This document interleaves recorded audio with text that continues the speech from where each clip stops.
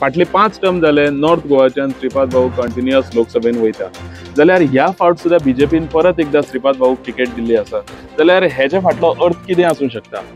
श्रीपाद भाऊ सोडून बीजेपी कडेन आनी कोण नॉर्थ गोवा खातीर पर्याय ना? काय श्रीपाद भाऊन इतले बरें काम केलां आसूंक शकता की जे काम पळोवन बीजेपी इम्प्रेस जाले आनी परत एकदा श्रीपाद भाऊक नॉर्थ गोवाची तिकेट दिल्या? फाटले 5 वर्सां जे श्रीपाद भाऊन काम केलां ते काम पळोवन गोंयची जनता नॉर्थ गोवाचे जे वोटर्स आसा ते श्रीपाद भाऊ वांगडा रावतले काय ओपोजिशनाचो जो आरोप जाता, ज्या आरोपान ते सदांच म्हणटात श्रीपाद भाऊन एज अ खासदार काम अशें कांयच करूना, ते आरोप लोकांक पडटले काय?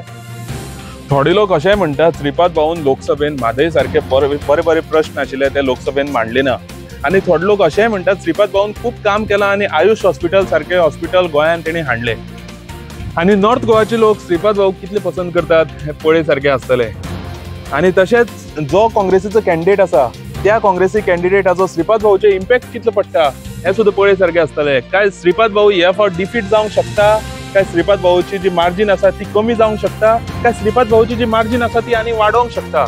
ह्या सगळे प्रश्नाची उत्तरां आमकां जशें जशें इलेक्शन लागीं पावता तशें तशें मेळटले. तोपर्यंत तुम्ही पळयत रावात गो नरेटिव्ह. देव बरें करूं.